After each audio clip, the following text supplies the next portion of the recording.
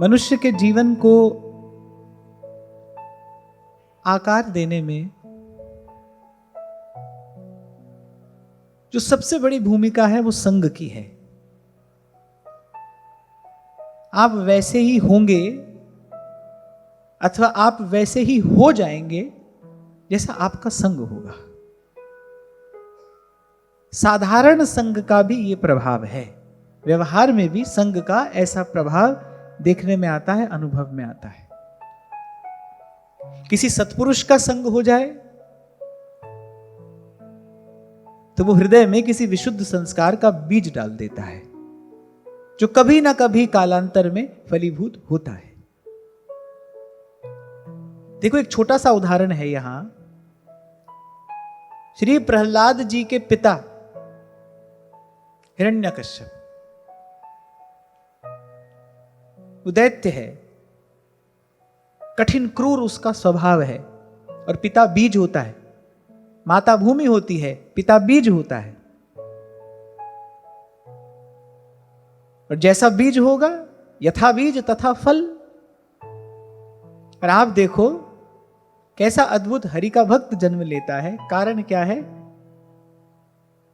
कि प्रहलाद जी की माता कयादु को गर्भ काल में नारद जी जैसे परम भागवत का सत्संग मिल गया है। बीज महत्वपूर्ण है, भूमि भी महत्वपूर्ण है, पर मुझे लगता है कि जो जीवन में सबसे गंभीर भूमिका है वो संग की है। साधारण व्यक्ति के संग का भी ऐसा प्रभाव है। सत्पुरुष का संग हो जाए तो जीवन में आमूल चूल परिवर्तन हो जाता है, स्वरूप स्वभाव बदल देता है। और फिर यदि इस जीवन में किसी प्रेमी का संग प्राप्त हो जाए, यद्यपि वो दुर्लभ है, श्री ध्रुवदास जी कहते हैं नेही दुर्लभ पावनो और सुलभ सब आई। अरे बाकी तो सब सुलभ है, यहां वहां मिलता ही है, पर कहिए नेही दुर्लभ पावनो, एक प्रेमी का मिलना दुर्लभ है, वो नहीं मिलेगा। सुदुर्लभ। कोई प्रेमी महापुरुष मिल जाए फिर तो जीव प्रेम पात्र हो जाता है, क्योंकि प्रेम तो वैसे भी संक्रमित होता है ना।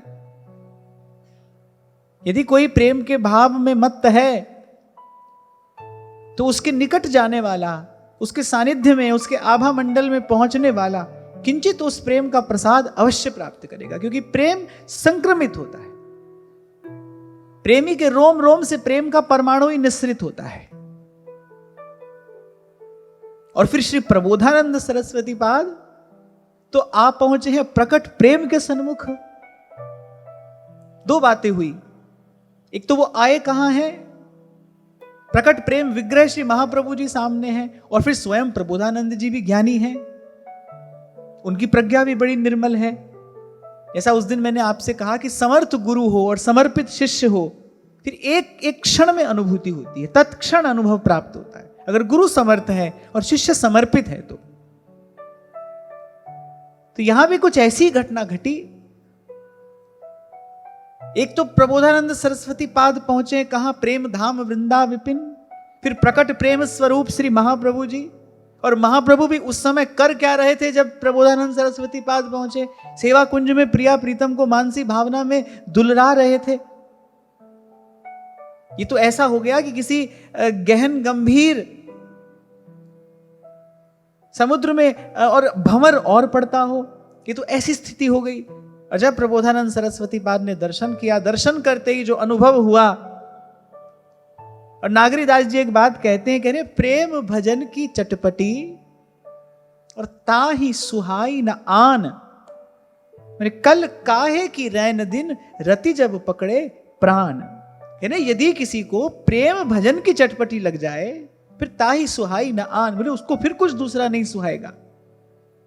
रति जब पकड़ो प्राण, माने ये प्राण जो हैं यदि प्रेममय हो जाएं, भावमय हो जाएं, फिर तो बोले काहे का दिन का चैन और काहे का रात का सुख, फिर तो न चैन है न सुख है। प्रेम भजन की चटपटी। और आपको स्मरण हो, कभी हमने जब इस भाव पर थोड़ी चर्चा की थी, प्रेम, तो मैंने आपको सिद्धांत विचार लीला का उदाहरण देते हुए कहा था, प्रेम के कुछ निज रूप हैं, निज गुण हैं, और उसमें सबसे पहला है चाह चटपटी। प्रबोधानंद सरस्वती पाद को तो महाप्रभु का दर्शन करते ही रस भजन की, प्रेम भजन की मानो चटपटी लग गई। सदा शांत रहने वाले, अपने निजानंद में मग्न रहने वाले, अपने स्वरूप में स्थित श्री प्रबोधानंद सरस्वती पाद, और जैसे ही महाप्रभु के सामने पहुंचे, जैसे श्री रघुनाथ जी, लखनलाल जी जब पहुंचे जनकपुरी, और महाराजा जनक ने जब पहली बार दोनों भ्राताओं का दर्शन किया, कह बरबस ब्रह्म सुख ही मन त्यागा, इनहि बिलोकत अति अनुरागा, बरबस ब्रह्म सुख ही मन त्यागा। वो तो ब्रह्म ज्ञानी है। सुखदेव जी को भी ब्रह्म ज्ञान देने वाले जनक जी हैं। सदा अपने अपने निजानंद में ही मग्न रहते हैं। सृष्टि बने बिगड़े, यहां रिद्धियों सिद्धियों की वर्षा होती हो या महाप्रलय की अग्नि जलती हो, पर महाराज जनक तो अपने स्वरूप में स्थित हैं। अद्भुत महापुरुष है महाराजा जनक। लेकिन जब श्री रघुनाथ जी का दर्शन किया ना पहली बार, आज तक जनक जी यही समझते थे भाई इस ब्रह्मानंद से श्रेष्ठ और कोई सुख नहीं है, इस ब्रह्मानंद से श्रेष्ठ और कोई आनंद हो ही नहीं सकता। पर जब पहली बार रघुनाथ जी का दर्शन किया, तुलसी बाबा कहते हैं कि बरबस, बरबस का अर्थ होता है बस होनी थी, हो गई, पता नहीं चला। नहीं विलोकत अति अनुरागा, बरबस ब्रह्म सुख ही मन त्यागा। प्रबोधानंद सरस्वती पाद भी ऐसे ही थे, बड़े ज्ञानी, बड़े पंडित। केवल ब्रह्म ही सत्य है, अहम ब्रह्मास्मि, अयम आत्मा ब्रह्म। इन्हीं महावाक्यों के तात्पर्य विचार में ही प्रबोधानंद सरस्वती पाद सदा निमग्न रहते हैं। पर आज जब महाप्रभु जी का दर्शन हुआ, पता ही नहीं चला कब अपना सर्वस्व उनके चरणों में समर्पित कर दिया, कब प्रबोधानंद जी ने अपने आप को न्यौछावर कर दिया महाप्रभु जी पर, पता ही नहीं चला, उन्हें भी पता नहीं चला। आपको स्मरण हो, कभी मैंने आपसे कहा था, जब गुरु के सन्मुख पहुंचोगे, हाथ जुड़ने से पहले आपका मन झुक जाएगा, आपका सर झुके उससे पहले आपका मन झुक जाएगा। गुरु का मिलना कोई साधारण घटना नहीं है। मैं तो सदा ही आपसे कहता हूं, इस सारी सृष्टि में अगर मैं किसी को किसी स्थिति को चमत्कार मानता हूं, तो बस वो यही है कि संत मिल जाए।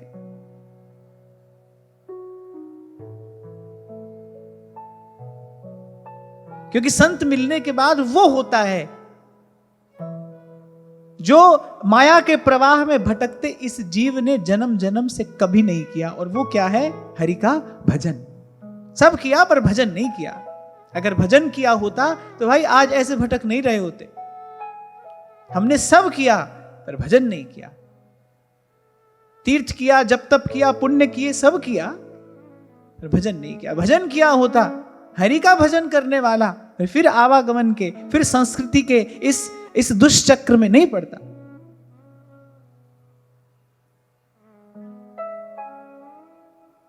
तो अब तो प्रबोधानंद सरस्वती बाद ने प्रार्थना की, अब तो वो छटपटाने लगे, व्याकुल हो गए। एक और बात भी मैंने आपसे कभी कही थी, प्रेम की पात्रता क्या है? प्रेम की पिपासा ही प्रेम की पात्रता है। दुर्दास जी कह रहे हैं ना, प्राण दिए ये प्रेम न पहिए। प्राण देने से भी मिलेगा तो नहीं, फिर कैसे मिलेगा? कह रहे बस तिहि सुख को लल चाहिए। उस सुख को प्राप्त करने का जो लोभ है, इच्छा है, वो जो चाह चटपटी है, वही प्रेम का पात्र बनाती है किसी। महाप्रभु का दर्शन करते ही, रसमूर्ति का दर्शन करते ही, करुणाधाम का दर्शन करते ही प्रबोधानंद जी को अब तो उस रस भजन की चटपटी लग गई। जैसा देखा ना वृंदावन के रसिकों को भाव में मग्न, कोटि कोटि समाधि के सुखों को न्यौछावर करके बस बैठी रहूं कुंजन के कोने, श्याम राधिका गाऊं, इस भाव में निमग्न जब रसिकों को देखा प्रबोधानंद सरस्वती पाद ने, अब तो जो ज्ञान आज तक सीखा था वो सब उनको बोझ लगने लगा। तभी कहा, और प्रबोधानंद सरस्वती पाद के सामने कौन सी बाधा है? दूसरे श्लोक में कह रहे हैं ना कि रस भजन को, इस रस स्थिति को प्राप्त करने में जितनी बाधाएं हैं, आप उनको दूर करिए। जैसे नारायण का सुदर्शन चक्र नारायण के भक्तों की रक्षा में सदा तत्पर रहता है, कोई विघ्न बाधा आए सुदर्शन चक्र की कृपा से समाप्त हो जाती है। कह रहे ऐसे आप मुझ पर कृपा करिए और इस रस स्थिति को प्राप्त करने में जो भी बाधा है, मेरे जीवन में जो जो बाधाएं हैं उन सबको नष्ट करिए। और बाधा क्या है भाई? वो जो है ना ज्ञान, और ज्ञान का कुछ अभिमान, वही बाधा है। और अपने छुड़ाए तो छूटेगा नहीं, ये बात प्रबोधानंद सरस्वती पाद जानते हैं। इसके लिए तो कृपा की ही आवश्यकता है, कोई समर्थ महापुरुष कृपा करे। पहले भी कभी मैंने आपसे कहा था, क्यों सेवा की सर्वोपरि महिमा है, क्यों मैं बार बार आपसे कहता हूं सेवा करो सेवा करो। आप कोई भी और साधन करोगे, करते करते करने का अभिमान आएगा। मैंने किया है, मैं कर रहा हूं। थोड़ा घना आएगा ही आएगा, बहुत नहीं आए तो थोड़ा आएगा, पर अवश्य आएगा। सेवा के बिना जीवन में निरभिमानता नहीं आती। अभिमान का लेश रह जाता है, बड़े बड़े ज्ञानियों के हृदय में रह जाता है। जब प्रत्यक्ष आप सेवा करते हैं संतों की, गुरुजनों की, सबके हृदय में बैठे अंतर्यामी को देखते हुए जब सचराचर की सेवा आप करते हैं ना, तब ये हृदय अभिमान शून्य होता है, तब निरभिमानता आती है, तब कोई दीन होता है। और भगवान के दरबार में तो भाई दीन का ही आदर है। सहजोबाई कहती हैं, बड़ा न जाने पाए हैं साहिब के दरबार, द्वारे ही पे लागी है सहजो मोटी मां। बड़ा न जाने पाए हैं साहिब के दरबार। तो अभी तक तो प्रबोधानंद सरस्वती बड़े थे, बहुत बड़े थे वो तो, और कहते हैं कि सबसे बड़े विद्वान। छोटी बात है यदि उनको दूसरी सरस्वती कहा जा रहा है। कैसी उनकी विद्या, कैसी उनकी प्रतिभा होगी। पर कह रहे हैं बहुत बड़े विद्वान भी हैं और बड़े अभिमानी भी हैं। वो झुक नहीं सकते किसी के सन्मुख। जो ये कहता हो अहम ब्रह्मास्मि, मैं ही ब्रह्म हूं, अयम आत्मा ब्रह्म तत्त्वमसि, वो किसी के सामने क्यों झुकेगा? लेकिन यहां कब झुक गए? दोनों हाथ जोड़ दिए, सर झुका दिया और दीन होकर, आर्त होकर, व्याकुल होकर प्रार्थना भी कर रहे, कृपा कीजिए मुझ पर। इस रस भजन के मार्ग में आने वाली सब बाधाओं को दूर कर दीजिए। मैं एक क्षण के लिए भी और विलंब सह नहीं पाऊंगा। मुझे दीन जानकर, निज दास जानकर कृपा करिए, कृपा करिए। ऐसा एक बड़ा सुंदर भाव भोली सखी कहती हैं, श्री हरिवंश कृपा बलि की जय, श्री हरिवंश।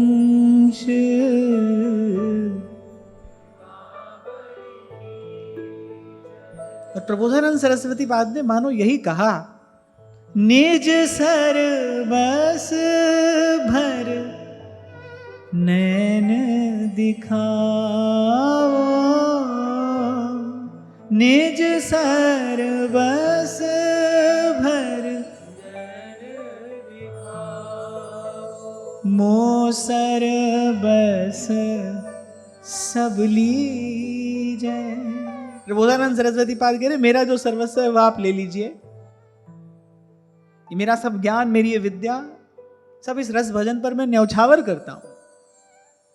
जैसे भोली सखी कहती है ना, भव सुख तुम पे वारूं, ऐसे प्रबोधानंद सरस्वती पाद कह रहे ये सब, ये विद्या, ये ज्ञान, ये आत्मानंद, बोलिए ये ब्रह्मानंद, मैं सब इस रस भजन पर न्यौछावर करता हूं। कह रहे मेरा सर्वस्व ले लीजिए और जो निज सर्वस्व और जो आपका सर्वस्व है, बोले वो एक बार उस छवि का, उस छटा का मुझे दर्शन करा दीजिए। निज सर्वस भर नैन दिखावो, निज सर्वस भर नैन मोह सर्वस सब लीजै, मोह सर्वस सब लीजै, कृपा बलि कीजै, श्री हरिवंश कृपा बलि कीजै, श्री हरिवंश कृपा बलि कीजै। मैं सोचता हूं कई बार ये जो 2.5 अक्षर हैं प्रेम के, कुछ तो ऐसा विलक्षण इस प्रेम के भाव में है कि सकल लोक चूड़ामणि अपनी सारी प्रभुता, अपना सारा ऐश्वर्य छोड़कर और यहां वृंदावन की कुंजों में केवल वृंदावनेश्वरी की नहीं, वृंदावनेश्वरी की किंकिरियों की, उनकी सहचरियों की और सेवा करता डोलता है। कुछ तो है भाई इसमें। प्रबोधानंद सरस्वती पाद को कुछ तो अनुभव हुआ महाप्रभु जी का दर्शन करके। सबसे पहले तो महाप्रभु जी का वो दिव्य वपु, मार विमोहन तन,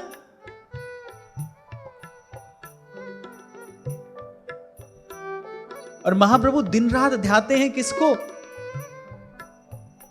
जो मृदुता, दयालुता, कृपालुता की राशि हैं, उनका सतत ध्यान महाप्रभु करते हैं।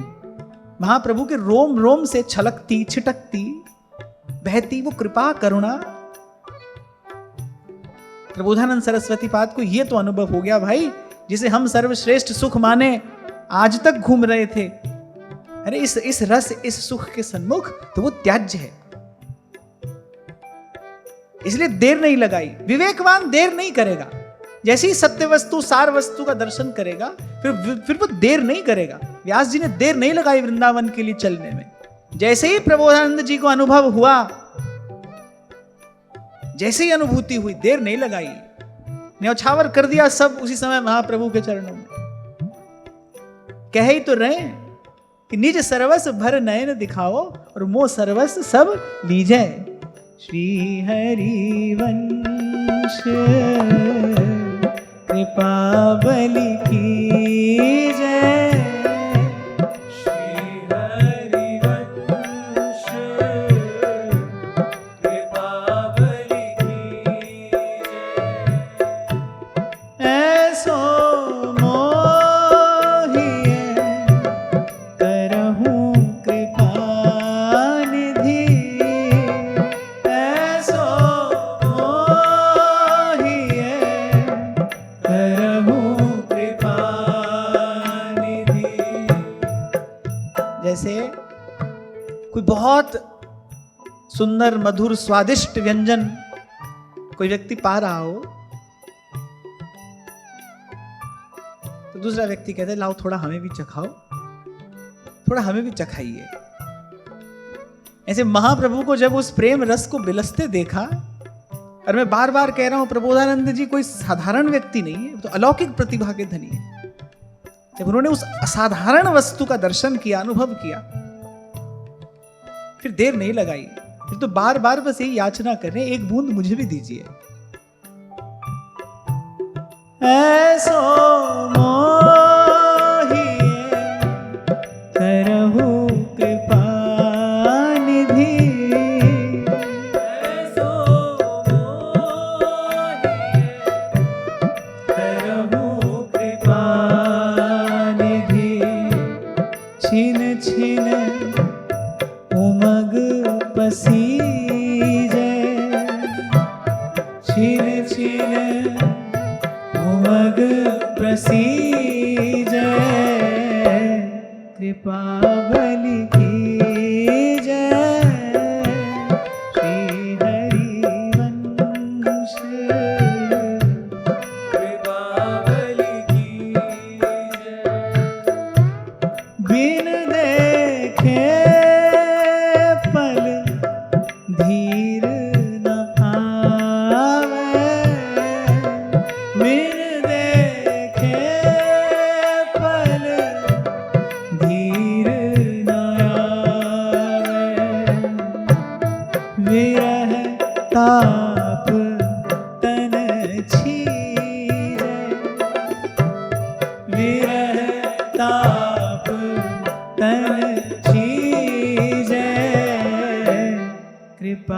बलि की जय, श्री हरि वंश कृपा बलि की जय, श्री हरि वंश कृपा बलि की जय। लोचन छके रहे मुख पे, लोचन छके रहे मुख पे, हियो रंग सो भीजे, हियो रंग सो भीजे, कृपा बलि की जय, श्री हरि वंश कृपा बलि की जय, श्री हरि वंश कृपा बलि की जय। अनुभव प्राप्त महापुरुष कहते हैं कि ज्ञान अखंड रस है, अखंड। पर कहते प्रेम जो है वो तो अनंत रस है, अभई और अभई और अभई और अभई और है। ऐसे जब जब देखो तब तब नया, दिने दिने नवम नवम। तो वो अखंड आनंद तो प्रबोधानंद सरस्वती पाद ने अनुभव किया। पर जब महाप्रभु का दर्शन किया, अरे अब मुझे ये अनंत सुख, अनंत रस प्रदान करिए जो पल पल बढ़े, यही याचना कर रहे हैं।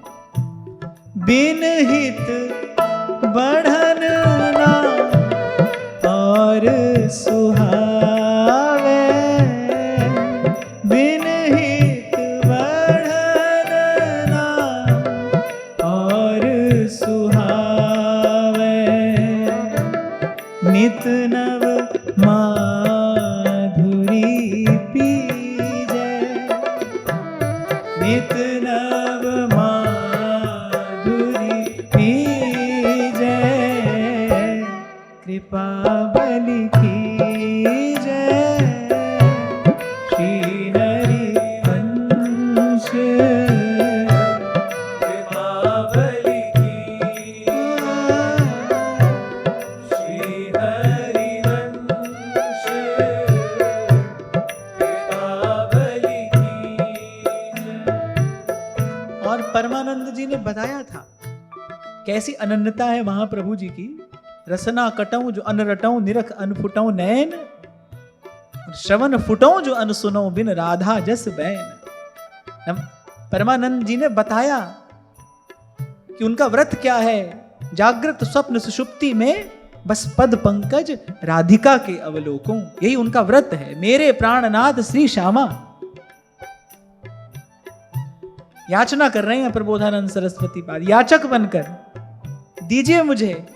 तुम बिन कछु ना सुनाए ना देखे, तुम बिन कछु ना सुने ना देखे, देख देख छवि जी जय, देख देख छवि जी जय, कृपा बलि की जय, श्री हरि वंश कृपा बलि की जय, श्री हरि वंश कृपा बलि की जय। भोरी दीन दुखारी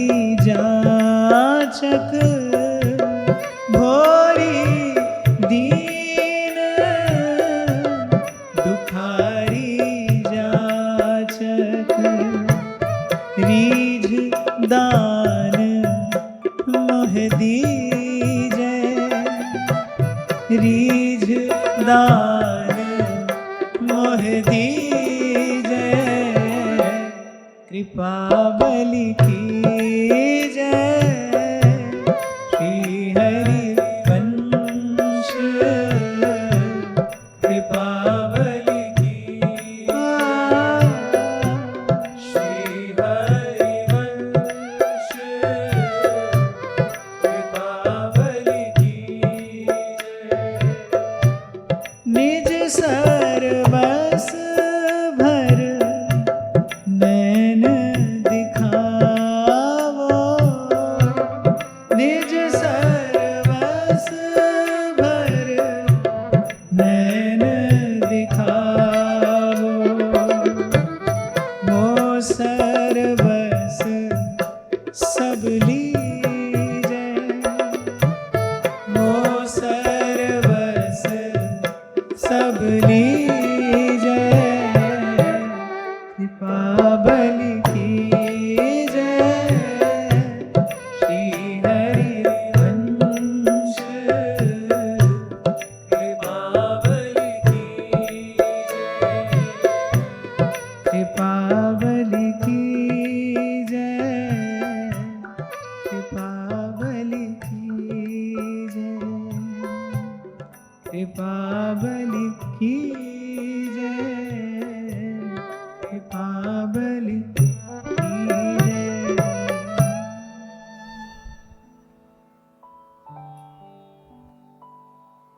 क्योंकि कहीं ना कहीं श्री प्रबोधानंद जी को इस बात का भी अनुभव हो गया था कि जिस वस्तु का, जिस रस का, जिस माधुर्य का मैं यहां पर दर्शन और अनुभव कर रहा हूं, वो किसी साधन से प्राप्त होने वाली वस्तु नहीं है। जहां पर श्री हरिवंश कृपाला, ताकी बाह गहे दोलाला। ये अनुभव तो प्रबोधानंद सरस्वती पाद को हो गया भाई, ये किसी साधन से ये वस्तु नहीं मिलेगी। ये सुख, ये रस, ये आनंद,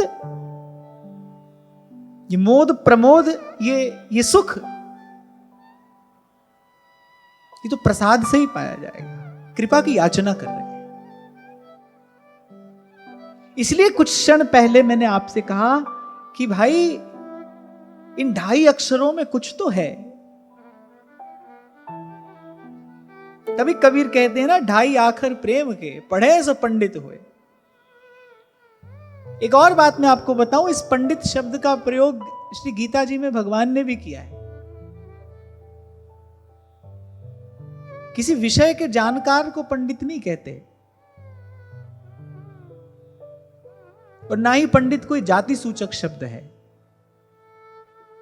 भगवान तो कहते हैं जिसको आत्म अनात्म का विवेक हो गया है वो पंडित है, जिसको सार असार का बोध हो गया है वो पंडित है, वही विद्वान है। जिसको सार वस्तु का बोध हो गया है, जो जानने योग्य को जान गया है, वो विद्वान है। सोई कवि कोविद। तुलसी बाबा कहते हैं दक्ष सकल लक्षण जुत सोई। वही दक्ष है, माने निपुण है, कुशल है, और वही सब सद्गुणों से युक्त है। दक्ष सकल लक्षण जुत सोई, जाके पद सरोज रति होई। जाके पद सरोज रति हो। ये वस्तु तो भाई प्रसाद से ही मिलेगी। इसलिए हाथ जोड़कर याचना करने लगे और कहने लगे कि अपने मार्ग में आने वाली बाधाओं को दूर करने में मैं समर्थ नहीं हूं। तभी तो कह रहे हैं आप मेरी बाधाएं दूर करिए, मैं समर्थ नहीं हूं। और ये जो दीनता है, ये जो विनम्रता है, ये प्रेम को आकर्षित करती है। आपको याद हो कभी मैंने आपसे कहा था, आप प्रेम नहीं चुनते, प्रेम आपको चुनता है।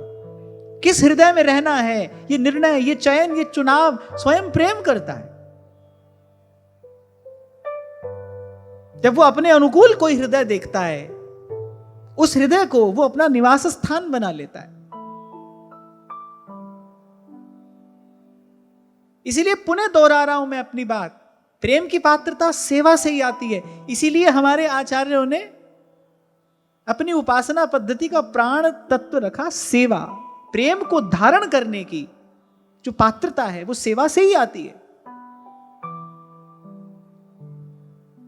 सेवा करते करते जब अंतःकरण अभिमान शून्य होता है,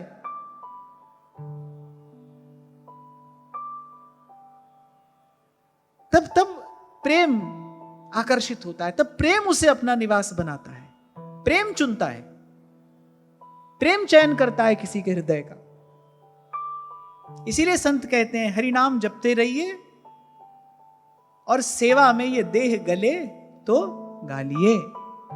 यहां देह गले का अर्थ क्या है? जब कहते हैं सेवा में ये देह गले तो गालिए, क्या अर्थ है इसका? क्योंकि भाई सेवक तो बड़ा हष्ट पुष्ट प्रसन्न होता है, और हष्ट पुष्ट प्रसन्न होगा तभी तो सेवा करेगा। और सेवक का तन मन प्रभु स्वस्थ रखते भी हैं। और यहां कहा जा रहा है सेवा में ये देह गले तो गालिए, क्या अर्थ है इसका बताओ? हाँ, जो देहाध्यास है ना, यहां उसको नष्ट करने की बात की जा रही है। सेवा करते करते देह गलता है, माने ये देह नहीं, जो देहाध्यास है, देहाभिमान है, उसको गलाने की बात यहां की जा रही है। और फिर कहूंगा आप खूब माला जपते हो, खूब पूजा पाठ करते हो तो सब ठीक है, पर संतों की, गुरुजनों की सेवा के बिना अभिमान नहीं जाएगा। और वहां कोई कहता है कि गल तां बनदी जदों मैनू दिलों मिटाइए।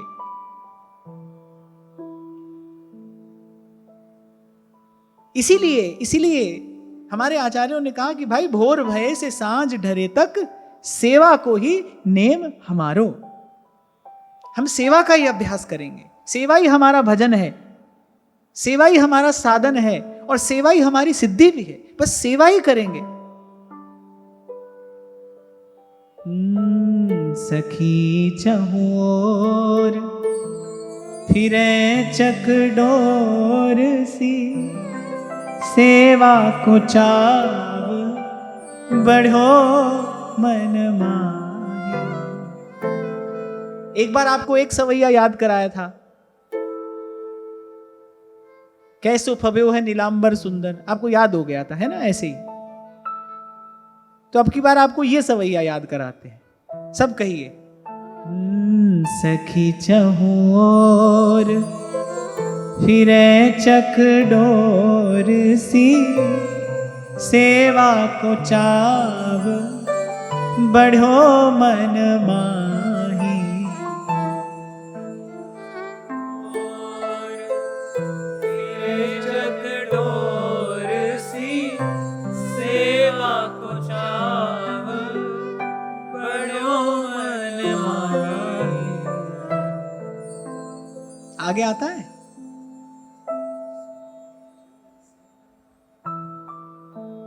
सौंज सिंगार नई नई आनत, बानत ने कहूँ हारत नाही।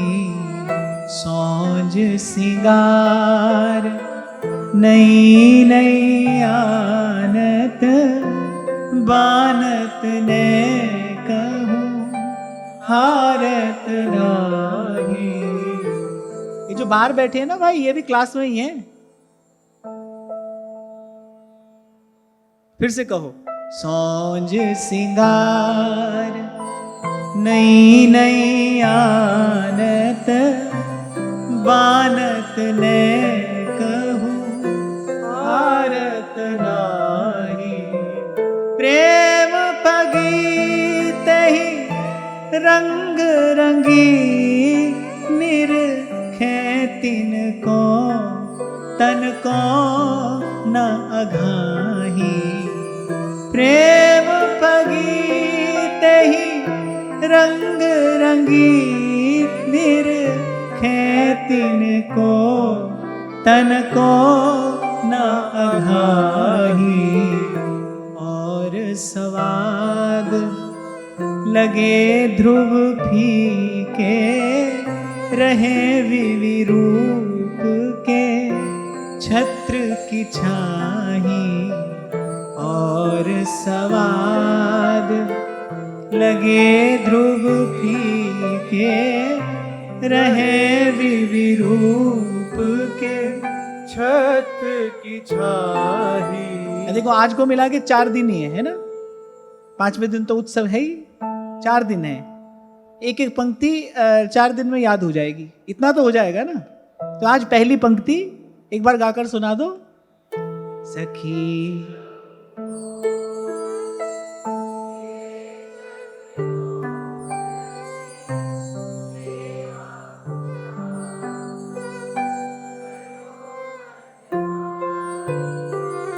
कल क्या याद करके आओगे?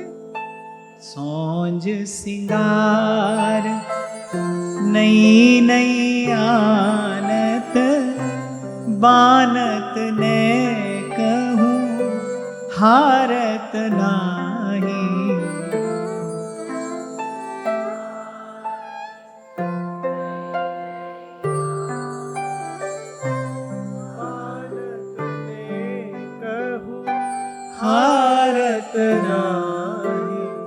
जैसे प्रबोधानंद सरस्वती पाद ने कहा ना कि भाई जो आज तक हमने जान लिया, कल मैंने आपसे कहा था याद करना कठिन है, पर याद किए हुए को भुलाना और कठिन है, उसका संस्कार पड़ जाता है।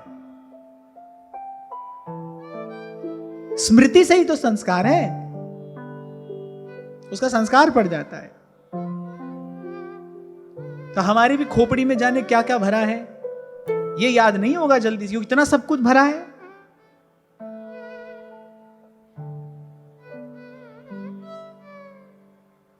गा के बताओ दूसरी लाइन फिर से, देखते हैं कल क्या याद करके आओगे।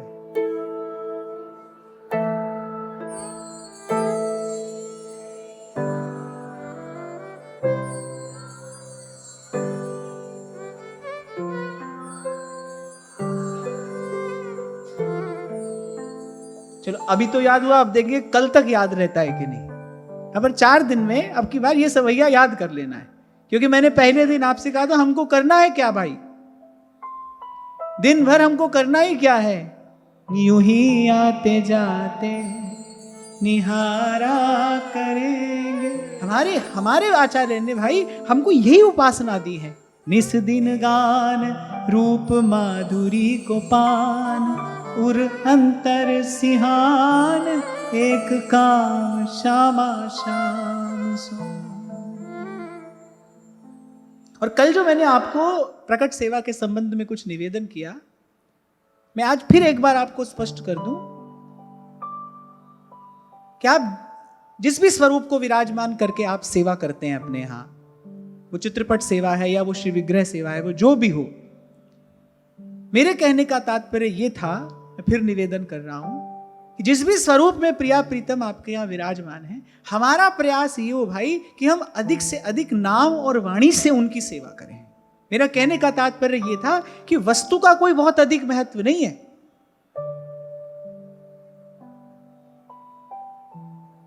क्योंकि मैं फिर कह रहा हूं, देखता हूं मैं ऐसा कि कभी कभी मतलब प्रकट सेवा करते करते व्यक्ति से थोड़ी असावधानी हो जाती है। और असावधानी क्या होती है कि वो अपने जीवन का बहुत समय भांति भांति की वस्तुओं का संग्रह करने में लगाने लगता है। कहता है कि भाई ये श्री जी के लिए है, श्री जी के लिए। हाँ ठीक है, वो बात अच्छी है, पर श्री जी के लिए, श्री जी के सुख के लिए जो वास्तविक वस्तु हमारे आचार्य ने प्रदान की है, उससे सेवा करना चाहिए। आपको एक छोटा सा उदाहरण देता हूं मैं। यहां व्यवहार में भी किसी से आपकी बड़ी आत्मीयता हो जाए, बड़ा अपनापन हो जाए, मान लो किसी के प्रति आपके मन में बड़ा निष्काम निष्कपट भाव है, ऐसी स्थिति अगर यहां भी हो जाए ना, तो फिर वस्तु का कोई मोल नहीं रह जाता, वस्तु की कोई आवश्यकता नहीं रह जाती, वस्तु औपचारिकता लगती है। किसी से बहुत अपनापन हो जाए तो उससे आप औपचारिक लेना देना नहीं करते, उससे औपचारिक व्यवहार नहीं होता, फिर व्यक्ति कहते हैं भाई इसकी क्या आवश्यकता है, हम तो आपके अपने ही हैं, वस्तु की क्या आवश्यकता है। इसलिए जब कोई कहता है ना ये वस्तु लाकर श्री जी की सेवा करूं, श्री जी की सेवा करूं, तब मुझे लगता है भाई ये श्री जी के स्वरूप को जानता ही नहीं है, तभी तो वस्तु की ओर इसका ध्यान है। अगर श्री जी के स्वरूप को जान जाए, प्रियालाल के निकुंज बिहारी के स्वरूप को जान जाए, तो समझ जाएगा भाई इनकी सेवा तो नाम और वाणी से हो सकती है। क्योंकि यदि वस्तु मात्र से सेवा होती है, फिर तो भाई सब एक जैसी सेवा नहीं कर सकते। किसी के पास वस्तु होगी, किसी के पास नहीं होगी, किसी के पास बहुत होगी, किसी के पास कम होगी, किसी के पास महंगी होगी, किसी के पास सस्ती होगी। और फिर मेरी दृष्टि में, मैं बड़ी विनम्रता पूर्वक अपने मन का भाव आपसे कह रहा हूं, मेरी दृष्टि में प्रेम तो वही है ना जो सर्वतंत्र स्वतंत्र हो, जिसको किसी की कोई अपेक्षा ना हो। अभी हमने जब भगवान में रहने वाले दिव्य गुणों की चर्चा की, तो उसमें एक गुण आया था स्वतंत्रता। कौन स्वतंत्र है? जिसको किसी की अपेक्षा नहीं है। प्रेम स्वतंत्र है, उसको किसी की भी अपेक्षा नहीं है, कोई वस्तु नहीं चाहिए। है तो ठीक है, लेकिन हमारा लक्ष्य, हमारा ध्यान, आपके शब्दों में यदि कहें तो जो कंसंट्रेशन है, जो आपका फोकस है, वो वस्तुओं पर नहीं चले जाना चाहिए। अरे हमको तो धीरे धीरे सिमटना है, बाहर के पसारे को समेटना है, हमको तो भीतर उतरना है।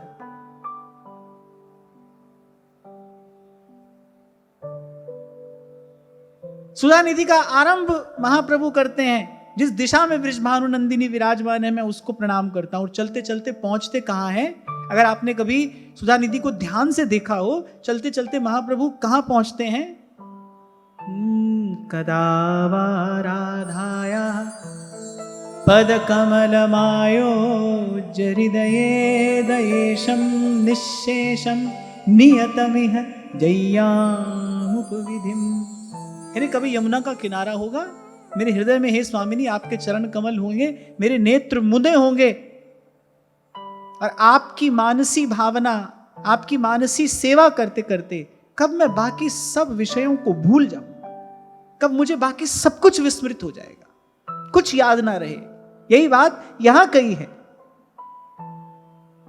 बिन हित बढ़न ना और सुहावे, नित नव माधुरी पीजे, कृपा बलि कीजे, श्री हरि वंश।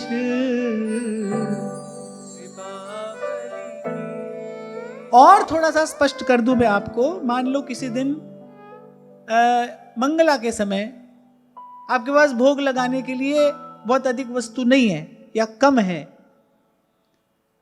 हमको उस और उतना ध्यान नहीं देना है। जो महाप्रभु जी ने मंगला के पद आपको मुझे दिए है ना, वो गा गा कर प्रिया प्रीतम को सुख दीजिए। मेरा कहने का तात्पर्य केवल ये है कि प्रियालाल का जो रस स्वरूप है, उसको किसी वस्तु की आवश्यकता अपेक्षा नहीं है। उसको इसी भाव से, इसी रस से सुख प्रदान किया जा सकता है। नाम से ही प्रिया प्रीतम सुखी होंगे, वाणी से ही प्रिया प्रीतम को सुख मिलेगा। आप प्रिया प्रीतम को अपने जैसा समझते हो, आपको लगता है भाई हमारे ही जैसे हैं, तो फिर इकट्ठा करते रहो सब कुछ। फिर तो भाई बाहर 10 लोगों से आपको संपर्क भी करना पड़ेगा। फिर तो आप कभी सिमटोगे ही नहीं, फिर तो मन कभी सिमटने में आएगा ही नहीं। और यहां रसिक बार बार कह रहे हैं, स्वामी जी महाराज कह रहे चल रही भीड़ ते न्यारे खेले, फिर तो भाई भीतर बाहर भीड़ लगी रहेगी, फिर मन सिमटेगा कैसे? इसलिए बहुत सोचकर विचार कर हमारे यहां पूर्वाचार्यों ने आज्ञा दी, भाई अपने पास या तो श्री जी का चित्रपट हो या फिर नाम सेवा जी हो। सहज में जो वस्तु उपलब्ध है, सहज में वो श्री जी को निवेदन करके, लेकिन वस्तुतः हमारा जो लक्ष्य, जो हमारा ध्यान रहना चाहिए, वो नाम और वाणी पर रहना चाहिए।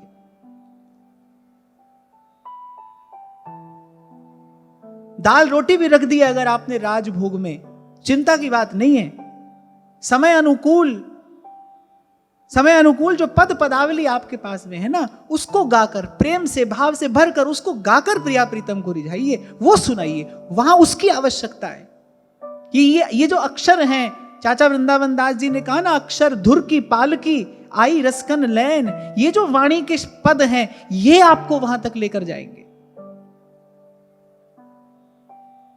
और मैं बहुत विचार करके, बड़े मनोयोग पूर्वक मैं आपको ये बात कह रहा हूं,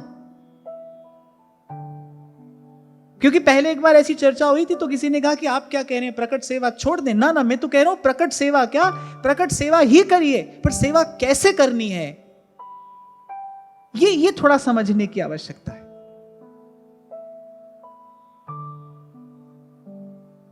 हर संप्रदाय में आचार्य के सिद्धांत के अनुरूप ही तो इष्ट की पूजा, उपासना, अर्चना, वंदना सब होती है ना। हमारे आचार्य की विधि क्या है, हमारे आचार्य ने हमको क्या युक्ति दी है, हमारे लिए मार्ग क्या है। हमारे लिए मार्ग यही है, कै वाणी हरिवंश की, कै हरिवंश नागरीदास जी कहते हैं, श्री व्यास सुमन वाणी रम्यो, विमल भजन करिने,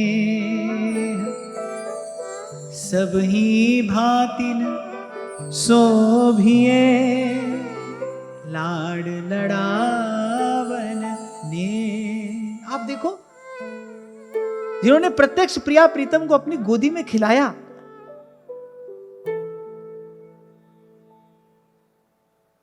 जिन्होंने सतत इस नित्य विहार रस का पान किया, एक बार आप उनका जो जीवन था, एक बार उसका विचार करना चाहिए ना। कहां मधुकरी करके संत पा रहे हैं, रूखा सूखा जो मिला सो पा लिया, दूजे तीजे जो जुरे साख पत्र कछुआई, पर छके हैं किसमें, नाम और वाणी की माधुरी में। आपको मैं धीरे धीरे आगे निवेदन करता चलूंगा कि श्री प्रबोधानंद सरस्वती पाद ने अपने इस अष्टक के प्रत्येक श्लोक में महाप्रभु जी की वाणी के यश का गान किया है। पहले श्लोक में क्या कहा, त्वमसि ही हरिवंश श्याम चंद्रस्य वंशः, परम रसद नादैर मोहिताशेष विश्व।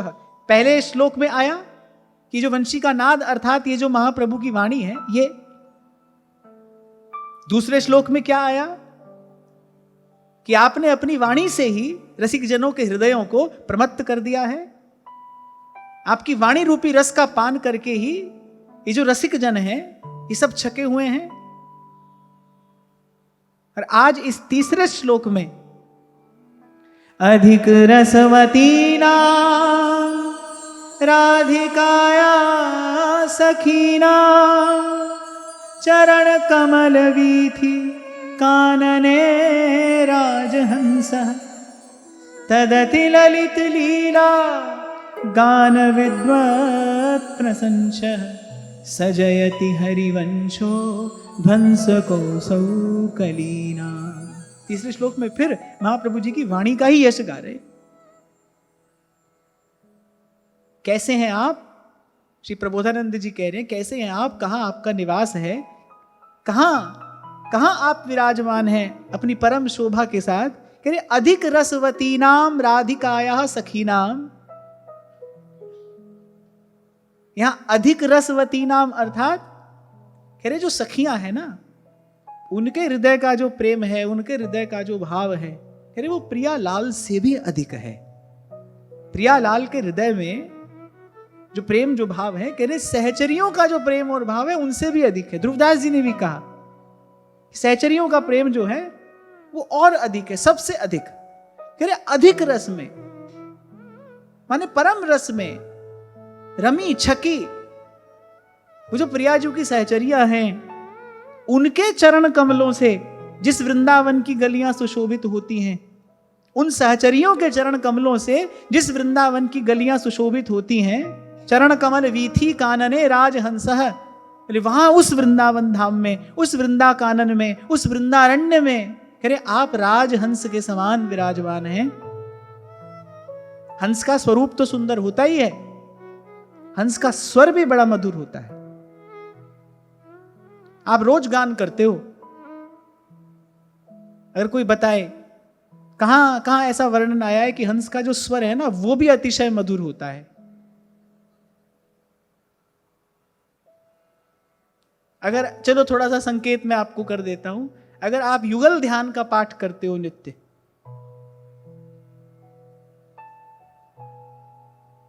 बिछुअन की छवि कहा कहूं और मनो सावक कल हंस के बोलत अति मृदु बैन।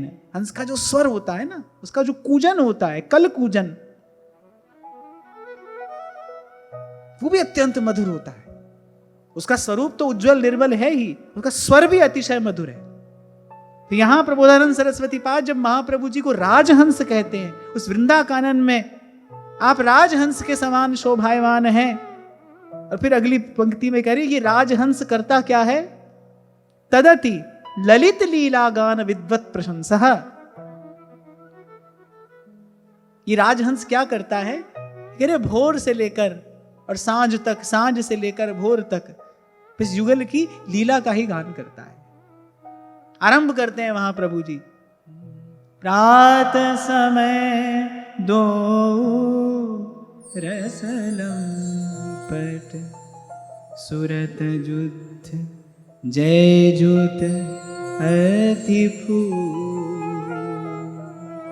थोड़ा आगे बढ़ते हैं, तेरे नैन सलोल राधा प्यारी, तेरे नैन सलोल।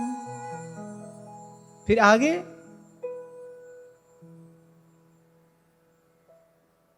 झूलत नवल किशोर दो, झूलत नवल किशोर। और फिर जब श्रृंगार का समय आता है, आज नी की बनी श्री राधिका नागरी, आज नी की बनी श्री राधिका नागरी, राधा मोहन जू की जोरी बनी। इस प्रकार ये राजहंस भोर से लेकर सांझ तक उस ललित लीला के ही गान में तन्मय है। विगत 2 दिनों से मैं जितना इस अष्टक का यथामति विचार कर पा रहा हूं, तो मैंने देखा प्रत्येक श्लोक में, हर श्लोक में प्रबोधानंद सरस्वती पाद ने गाया महाप्रभु जी की वाणी का ही यश है। आपकी वाणी, वाणी ही हमारी थाती है, वाणी ही हमारा धन है, वाणी ही वहां ले जाने वाली है। कभी कहा था मैंने आपसे, जो शब्द चेतना के जिस धरातल से आता है वो वहीं लेकर जाता है। क्रोध में भरकर आपको कोई अपशब्द कहता है तो उसकी प्रतिक्रिया आप में भी वैसी ही होती है। प्रेम में भरकर, भाव में भरकर स्नेह सिक्त शब्द कोई आपको कहता है तो आपका हृदय सरस मधुर प्रसन्न हो जाता है। जो शब्द जहां से आया है वो वहीं ले जाएगा। इसीलिए चाचा श्री वृंदावन दास जी कहते हैं, अरे आई रसिकन लैन ये अक्षर धुर की पालकी, आई रसिकन लैन और वाह वाह करी रह गए और चढ़े सो पहुंचे ऐन। मुझे बहुत समय लगा, मैं कई वर्षों से इस बात का निरंतर चिंतन करता रहा, क्योंकि मैंने एक नहीं अनेक स्थानों पर देखा कि भाई व्यक्ति सेवा करनी आरंभ करता है और फिर प्रकट सेवा करते करते वो पहुंच कहां जाता है, उसके जीवन में वस्तुओं का ही संग्रह होने लगता है। वो कहता क्या है, ये भी श्री जी के लिए, ये भी श्री जी के लिए। हाँ ठीक है, मैं ये नहीं कह रहा हूं कि ये अनुचित है, मैं ये नहीं कह रहा हूं ये गलत है, पर अगर सेवा करने की बात आचार्यों ने की है तो फिर साथ में यह भी कहा है कि उत्तमोत्तम वस्तु अपने इष्ट को समर्पित करनी चाहिए। उत्तमोत्तम वस्तु अपने इष्ट को समर्पित करनी चाहिए। और जब नाम और वाणी जैसी उत्तमोत्तम वस्तु हमें हमारे आचार्यों ने प्रदान की है, फिर भाई इसी से प्रियालाल की सेवा करनी चाहिए।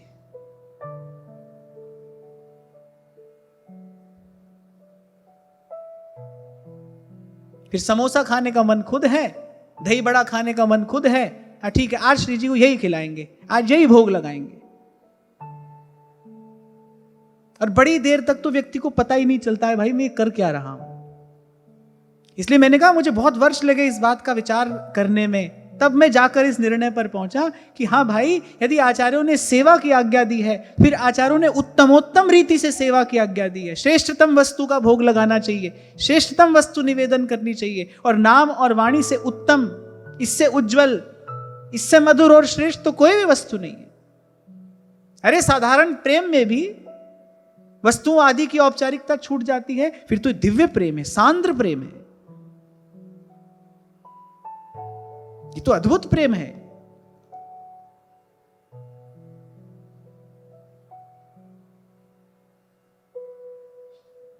इसीलिए भले आपके पास वस्तु के रूप में कोई कमी हो, चिंता की बात नहीं है। हमारे पास में नाम है, नाम रटत आई सब सुही, हमारे पास ये पद है।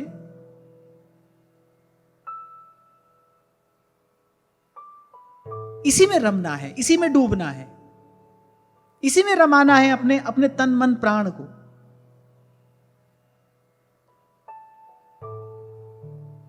जब श्री गोसाई विट्ठल नाथ जी के विषय में श्रीमद् गोस्वामी नाभाजी महाराज ने कहा, तो ये कहा कि कलिजुग में द्वापर कियो उत्तमोत्तम वस्तुएं श्री गोवर्धन नाथ को निवेदन की जाती थी, आज तक ऐसा ही है।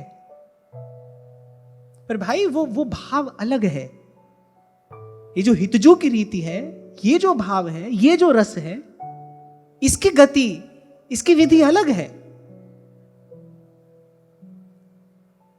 इसीलिए व्यास जी ने भी कहा भाई देखा देखी भक्ति को व्यास न हुई निभा। इसीलिए तो आचार्यों ने अपनी अपनी विलक्षण उपासना पद्धति दी है। वहां जो हो रहा है वो वहां की उपासना पद्धति के बिल्कुल अनुकूल है, सर्वथा उचित है, ऐसा होना ही चाहिए। लेकिन यहां पहले महाप्रभु जिन प्रिया प्रीतम की बात कर रहे हैं, पहले एक बार उनके स्वरूप को तो समझिए। बहुत अधिक विस्तार से कहा भी नहीं जा सकता कि कैसा रस वपु है प्रिया प्रीतम का, केवल संकेत ही यहां से किया जा सकता है। इसलिए केवल इतना संकेत मैंने आपको किया कि भाई प्रिया प्रीतम को सबसे अधिक सुख मिलता है नाम और वाणी से। सुबह से लेकर रात तक खूब नाम जपिए और खूब वाणी गाइए, निस्दिन गान गा गा कर प्रिया प्रीतम को रिझाइए। स्वामी जी ने गा गा कर ही बिहारी जी को प्रकट किया है, गाते गाते बिहारी जी को प्रकट किया। और मुझे ऐसा लगता है कि एक है अपने हाथ से वस्तु निवेदन करना, और जब आप लेकिन इन पदों का गान करेंगे, जब आचार्यों की वाणी का गान करेंगे, तो वाणी का गान करते करते कब आप अपने आप को निवेदन कर देंगे आपको पता नहीं चलेगा। और मुझे लगता है भक्ति श्रवण से आरंभ होती है, लेकिन उसका परिपाक आत्म निवेदन पर ही होता है। गाते गाते जिस दिन देह की सुध ना रहे, भले एक क्षण के लिए आपको ऐसा अनुभव हो, आपको यह भी खबर ना हो कि आप कहां बैठे हैं, एक क्षण के लिए आपको देह की सुध ना रहे, बस आप समझना कि रस का स्पर्श हो गया। लेकिन होगा ऐसे ही, होगा ऐसे ही। बाहर जब तक दौड़ लगेगी आपकी, तब तक भले आप में बैठकर रस की चर्चा करते रहें, खूब करते रहें। अब भाई ये तो ऐसा रस है, कहने वाले को कहने में सुख मिलता है, सुनने वाले को सुनने में सुख मिलता है। इतने मधुर पद हैं, इतना इतना माधुर्य इन पदों में छिपा है, भरा है। मैं गाऊंगा, आप सुनेंगे, या आप गाएंगे, कभी मैं सुनूं, सुख मिलता है। पर ध्यान रखना, इस रस का आस्वादन, इस रस में प्रवेश तो अंतर्मुखी होकर ही हो सकता है, अंतर्मुखी होकर ही हो सकता है।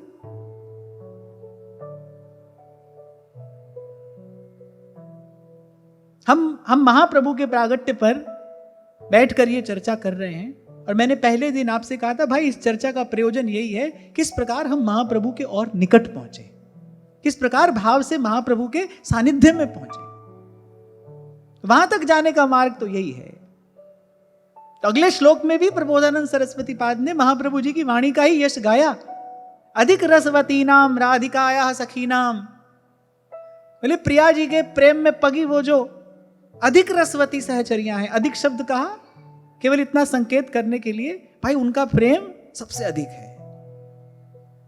सर्वाधिक प्रेम को अपने हृदय में धारण करके जो युगल की सेवा करती हैं, जिस वृंदा कानन की गलियां वीथियां उन सखियों के चरण चिन्हों से सुशोभित हैं, अलंकृत हैं, उस वृंदा कानन में हे हरिवंश आप राजहंस के समान विराजमान हैं। और राजहंस क्यों कहा? हंस का जो कूजन होता है बड़ा मधुर और बड़ा पवित्र होता है। कह रहे ऐसे ही तदति ललित लीला गान विद्वत प्रशंसः, कह रहे ऐसे ही आपने जिस ललित लीला का गान किया है, कह रहे वो सब विद्वानों के द्वारा प्रशंसनीय है। और अभी आपसे मैंने संकेत किया कि विद्वान का अर्थ किसी विशेष विद्या का जानकार नहीं होता। विद्वान का वास्तविक अर्थ है जिसको सार असार का बोध हो गया है, जिसको आत्मनात्म का विवेक प्राप्त हो गया है, वो विद्वान है, वही पंडित है। कह रहे इसीलिए जो सारग्राही बुद्ध जन हैं वो आपकी वाणी की बड़ी प्रशंसा करते हैं, क्योंकि आप ही की वाणी है जिसने विधि निषेध के सब जंजाल छोड़ दिए हैं। आप ही की वाणी है जो आद्योपांत केवल रस की ही वर्षा करती है। आप ही की वाणी है जिसको गाकर कोई इस रस बिंदु को प्राप्त करके कृतार्थ हो सकता है। आपकी भी जय हो, आपके नाम की भी जय हो, और आपकी वाणी में छिपे इस रस विभू की भी जय हो। नाम वाणी जहां श्याम श्यामाता, नाम वाणी निकट श्याम श्यामा प्रगट। और सबसे मीठी बात है नाम वाणी सुनत श्याम श्यामा सुबस।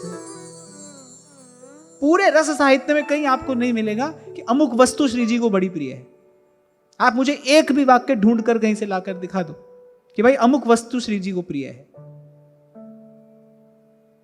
ऐसी पोशाक उनको प्रिय है, ऐसा आभूषण उनको प्रिय है। आप कहीं कोई एक पंक्ति मुझे लाकर दिखाओ। अरे महाप्रभु तो कह रहे बिन भूषण भूषित ब्रज गोरी।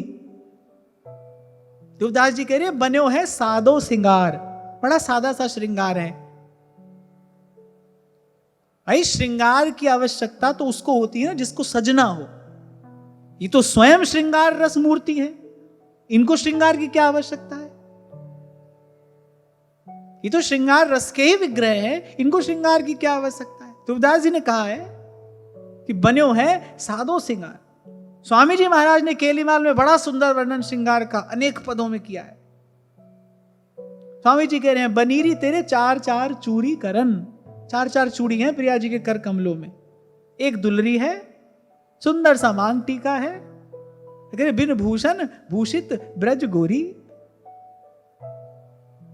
बड़ा सादा सा श्रृंगार है।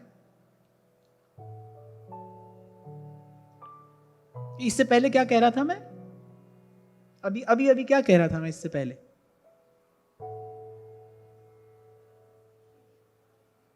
हाँ,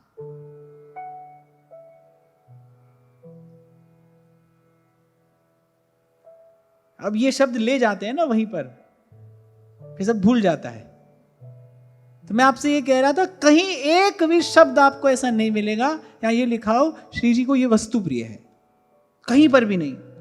छान लो आप, महाप्रभु जी से लेकर भोली सखी जी की वाणी तक आप छान लीजिए, आपको एक भी पंक्ति एक भी शब्द आपको ऐसा नहीं मिलेगा। प्रिय क्या है? नित श्री हरिवंश सुनाम कहें, नित राधिका श्याम प्रसन्न रहे। नाम वाणी सुनत श्याम श्यामा सुबस। अब बताओ, अब सब एक जैसी सेवा कर सकते हैं कि नहीं कर सकते? सब कर सकते हैं, एक जैसी सेवा कर सकते हैं। अगर प्रेम के दरबार में भी पक्षपात हो, वहां भी अगर पक्षपात होता है, फिर भाई उसकी विशेषता विलक्षणता है ही क्या?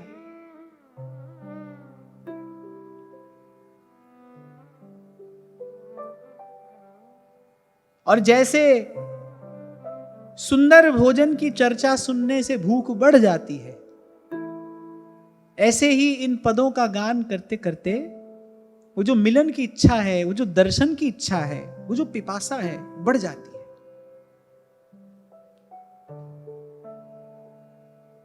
और फिर श्री प्रबोधानंद जी तो कह रहे हैं, बोले आपकी वाणी जो है वो तो सार का भी सार है। इसीलिए विद्वज्जन उसकी प्रशंसा करते हैं, इसीलिए जो सारग्राही रसिक हृदय हैं वो इसकी प्रशंसा करते हैं। क्यों? क्योंकि ये सार का भी सार है। श्री व्यास सुवन बाणी रम्यो, विमल भजन करिने, सबही भातिन शोभिए, लाड लड़ावन ने। अब जैसे ब्याहुला होता है तो मुझे कभी कभी देखकर दुख भी होता है। ब्याहुला होता है तो बस तमाम लगाए, साड़ी लाओ और पायल लाओ, ऐसा करो वैसा करो। अरे एक बार आप ब्याहुला एकांत में ध्यान से बैठकर पढ़िए तो सही, ध्रुवदास जी क्या रहे हैं, कैसा विवाह उत्सव वहां पर हो रहा है, कैसी लीला वहां पर हो रही है। जंजाल भीतर का हो या बाहर का, छूटेगा तो वाणी का ही चिंतन करने से पता चलेगा भाई कैसे हमारे प्रियालाल हैं, क्या रुचता है उनको, क्या सुहाता है, क्या सुख देता है उनको, कैसा सखियों का स्वरूप है, कैसी उनकी सेवा है, क्या जाएगा वहां।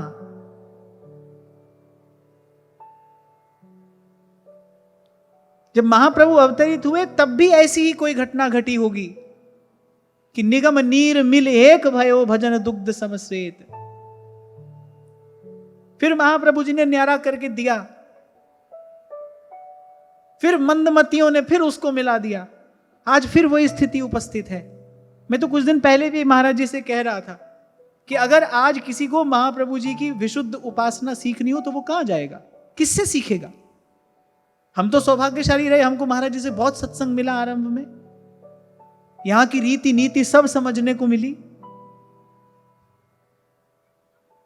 इसलिए समेट कर मैं अपनी बात केवल इतना ही आपको संकेत कर रहा हूं कि ये जिस रस की बात ये सब रसिक जन कर रहे हैं, उस रस का अनुभव अंतर्मुखी होने पर होगा। बाहर जब तक आपकी दौड़ लगती रहेगी तब तक रसानुभव संभव नहीं है। मैं ये भी नहीं कह रहा हूं कि वो ठीक नहीं है, अच्छा है जो आप कर रहे हैं वो अच्छा है, पर सही यही है, उचित यही है। बैठो अपने ठाकुर जी के पास, अपने श्री जी के पास बैठो, जो स्वरूप आपके यहां विराजमान है, बैठो उसके पास, उनका दर्शन करते करते रटो जपो गाओ श्री हरिवंश नाम। मंगला से लेकर शयन पर्यंत किसी भी याम की सेवा बिना पदगान के बिना न हो, ऐसी सेवा करिए।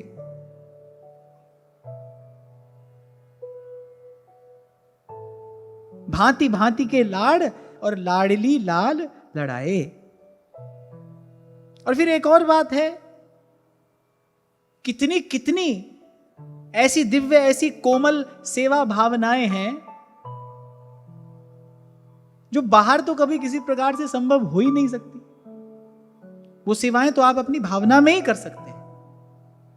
यदि केवल बाहर ही बाहर दौड़ते रहे, भीतर जाओगे कब, उस विशुद्ध भाव तक पहुंचोगे कैसे।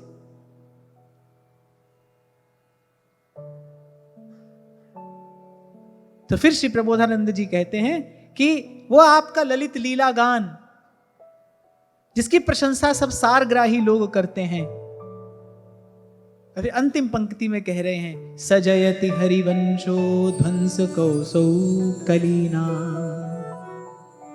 और जिनकी वाणी कली के कलुष का निवारण करने वाली है, उन श्री हरिवंश की जय हो जय हो जय हो, सदा ही जय हो। ऐसा श्री प्रबोधानंद सरस्वती पाद तृतीय श्लोक में कह रहे हैं, जिनकी वाणी कली के कलुष का नाश करने वाली है।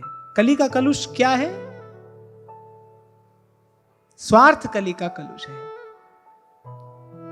सत्ययुग में कोई स्वार्थी नहीं था। त्रेता में किंचित स्वार्थ कहीं कहीं दिखाई पड़ा, द्वापर में और अधिक हो गया। और अब जब हम यहां पर हैं तो कली केवल मलमूल मलीना और पाप पयो निधि जन मन मीना।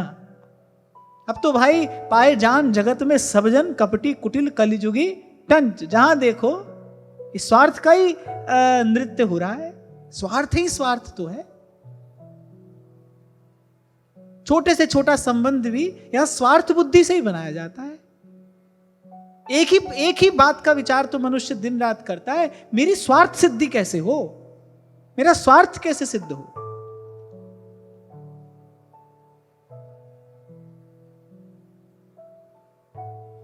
तो श्री प्रबोधानंद जी कह रहे हैं कि जो आपकी वाणी है वो कली के कलुष को नष्ट करने वाली है, अर्थात स्वार्थ बुद्धि का नाश करने वाली है, मति को निष्काम करने वाली है। क्यों? क्योंकि उसी देश से आई है जहां श्याम बने हैं राधिका, राधा हो रही श्याम।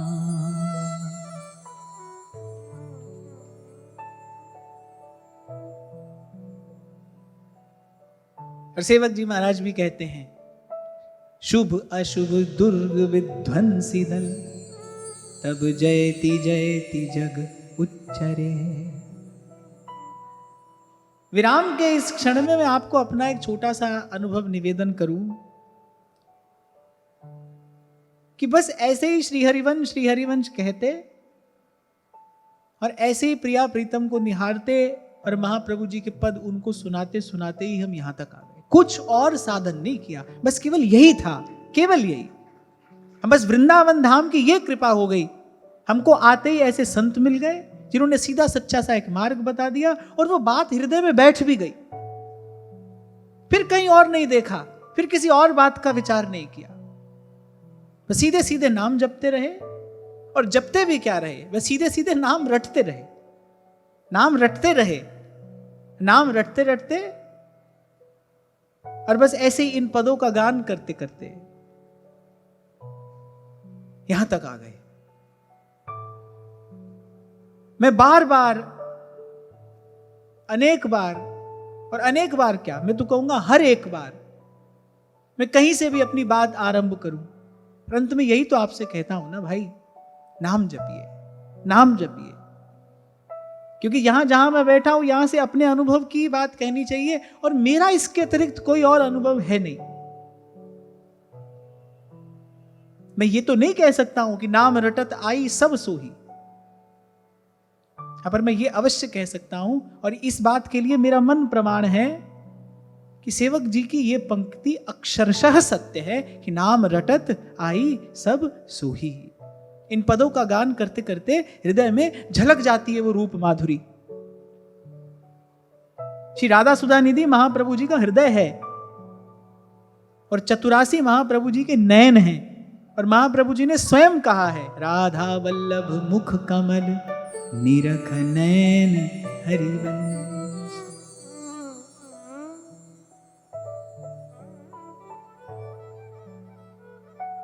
जब श्री गुरु गोविंद सिंह जी महाराज ने ये निर्णय किया कि भाई इसके बाद ग्रंथ ही गुरु होंगे, तो बड़ी सुंदर बात वहां पर कही कि आज्ञा पही अकाल की और तबह चलायो पंथ, और सब सिखन को हुक्म है गुरु मान्यो ग्रंथ। और फिर साथ में यह भी कहा कि जिसको वो सत्य खोजना हो, कहने खोज सबद में ले। बोले इस ग्रंथ में जो लिखा है ना, इस ग्रंथ में जो शब्द है उसी शब्द में सत्य छिपा है। जिसको सत्य की इच्छा हो, बोले ग्रंथ गुरा की देह, ये जो ग्रंथ है ये गुरु की देह है, और जिसको वो सत्य खोजना है बोले खोज सबद में ले। मुझे तो बड़ा आनंद होता है कभी गुरुद्वारे में जाकर दर्शन करें तो कैसे वो वाणी का आदर, वाणी का सत्कार करते हैं, कैसे वाणी ही सब कुछ है। ऐसी मुझे तो अपने निजी जीवन में यही उचित लगता है कि जिसको उस प्रेम रस की प्यास हो वो इन रसिकों के शब्दों में खोज ले, खोज शब्द में ले। महाप्रभु जी की वाणी तो है ही, सेवक वाणी, ध्रुवदास जी की वाणी, व्यास जी की वाणी, श्री स्वामी जी की वाणी, श्री नागरीदास जी की वाणी, श्री कल्याण पुजारी जी की वाणी, श्री सहचरी सुख जी की वाणी, और वहां से चलते हम यहां तक आए श्री भोली सखी जी की वाणी। वो प्रेम का रस पीना है तो भाई खोज सवद में ले। आज की वार्ता यहीं श्री जी के चरणों में निवेदन करते हैं। महाराज श्री के चरणों में प्रणाम। आप सबके हृदयस्थ हित प्रभु को नमन।